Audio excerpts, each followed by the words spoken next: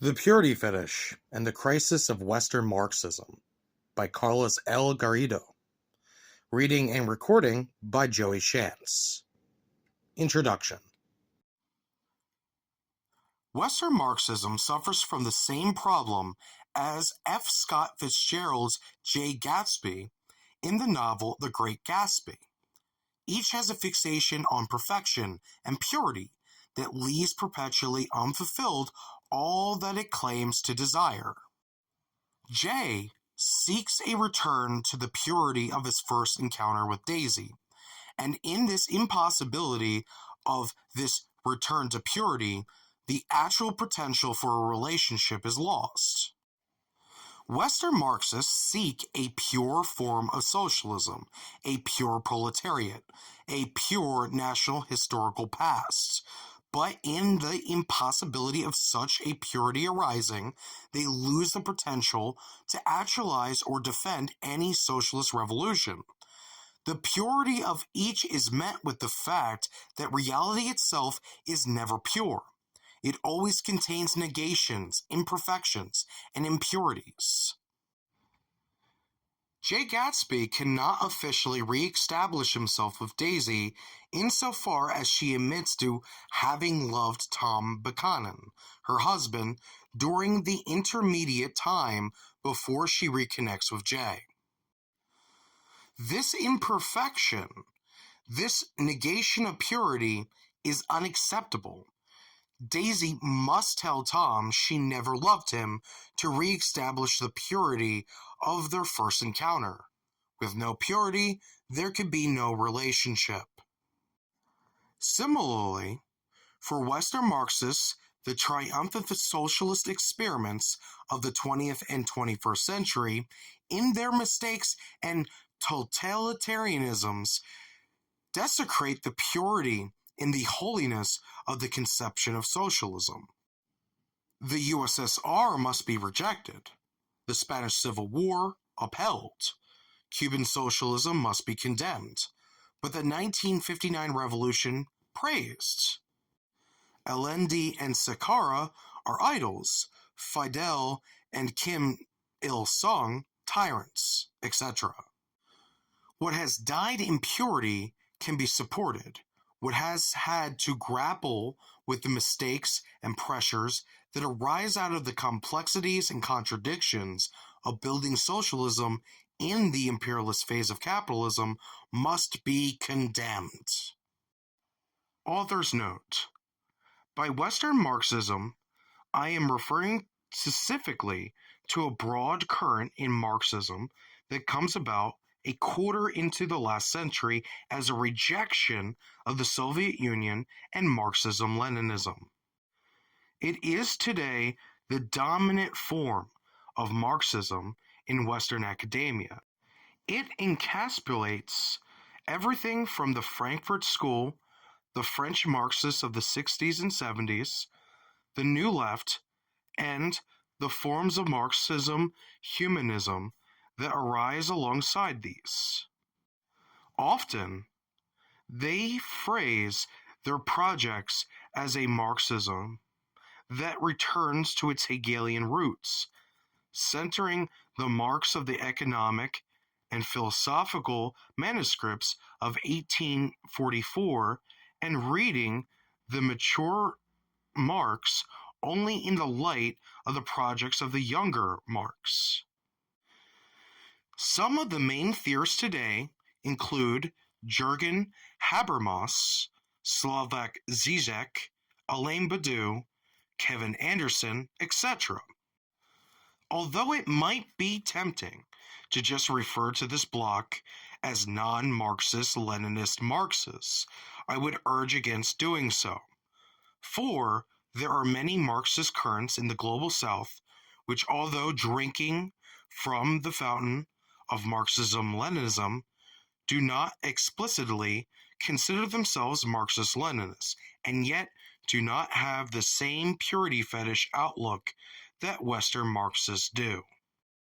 As was diagnosed by Brazilian communist Jones Mello's essay, Western Marxism Loves Purity and Martyrdom, but Not Real Revolution, Western Marxism's fetishization of purity, failures, and resistance as an end in itself creates a kind of narcissistic orgasm of defeat and purity.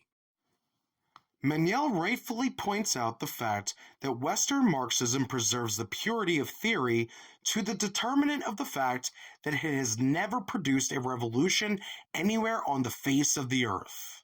Western Marxists celebrate the emergence of a revolutionary movement, but when that revolutionary movement is triumphant in taking power and hence faced with making the difficult decision, the concrete reality of imperialism, a national bourgeoisie, economic backwardness, etc., forced upon it, the Western Marxists flee with shouts of betrayal. For the Western Marxists, all practical deviation from their purity is seen as a betrayal of the revolution, and thus cries of state capitalism and authoritarianism emerge. Manuel, reflecting on the work of the late Domenico Lazzardo's Western Marxism, does a superb job in concisely elaborating on the thesis brought forth in Lazzardo's text. Nonetheless, he, as well as Lazzardo, conceives of this theoretical loss as being smuggled in as contraband from Christianity. The ideological grounds for Western Marxism then are rooted in Judeo-Christian tradition, as Lazzardo argues. In this work, I will begin by arguing that although Christian mysticism may be present, the root of the rot is not Christian contraband, but Western metaphysics, which precedes Christian mysticism itself. The root, in essence, is found in the fixated categories that have permeated Western philosophy in the general conception that truth is in the unchanging, in the permanent, in the substance, and only indirectly in the mystical forms these have taken under the Christian tradition. The diagnosis Engels gave reductive Marxist in 1890 applies today to Western Marxists. What all these gentlemen lack is dialectics. However, I wish to expand beyond Lazzardo's analysis in other ways as well. For on, I will develop the integrative concept of the purity fetish as a notion which dialectically captures the variety of ways this obsession with purity manifests itself in Western Marxists, and U.S. Marxists in particular.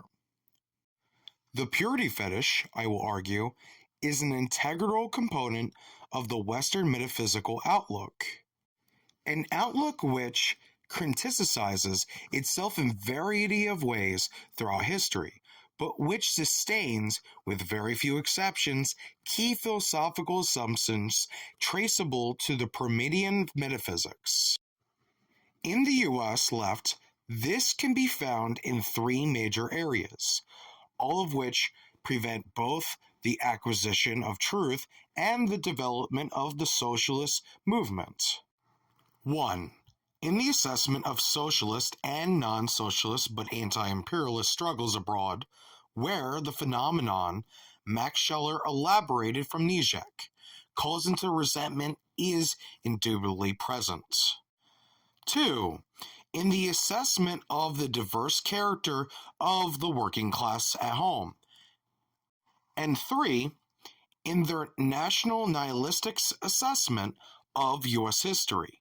In each of these areas, the purity fetish limits their judgment to being at best one-sided and fetters their practical efforts to develop the subjective factor in the working masses. The Marxist variation of the purity fetish worldview, however, did not spontaneously emerge out of a void. It is grounded on objective forces, on a political economy of knowledge, which has propelled what Gabriel Rockhill calls the global theory industry. It is also as theorists like Barbara and John Enerich, Catherine Liu, Gus Hall, Noah Krashvik, and others have noted, grounded on class positions outside of the working class and within the petty bourgeoisie and or professional managerial class PMC positions. These class positions, which we may classify under the broader term of middle class, are intermeshed in the culture and institutions of what has been called the iron triangle of academia, media, and NGOs. Out of this culture also stems a distinctive mode of socialist identification, which, under the conditions Hans-Georg Muller and Paul D.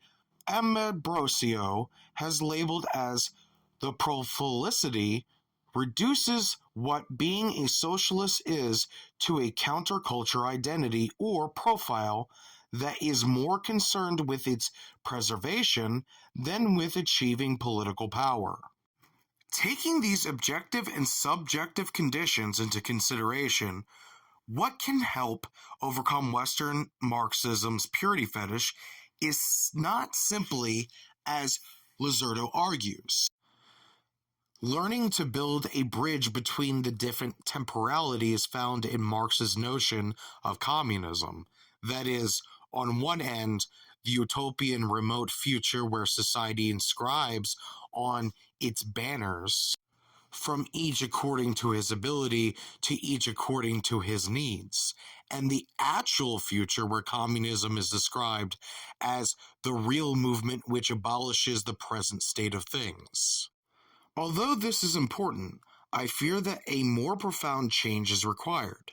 Instead, I will conclude that a more accurate cure is for Western Marxism to reflect on the objective conditions which drive its purity fetish, and once self-conscious of these, move towards both changing these objective conditions, which means moving away from the PMC-dominated left and towards a working-class-centered left, free of the dominant influence of the PMC Iron Triangle institutions and culture, and towards stripping its purity fetish outlook, something which can only be done through the reculation of the ambiguous ideological elements towards a consistent dialectical materialist worldview.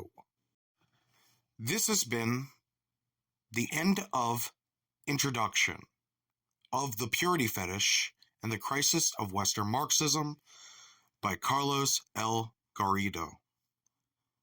Reading and recording by Joey Shantz.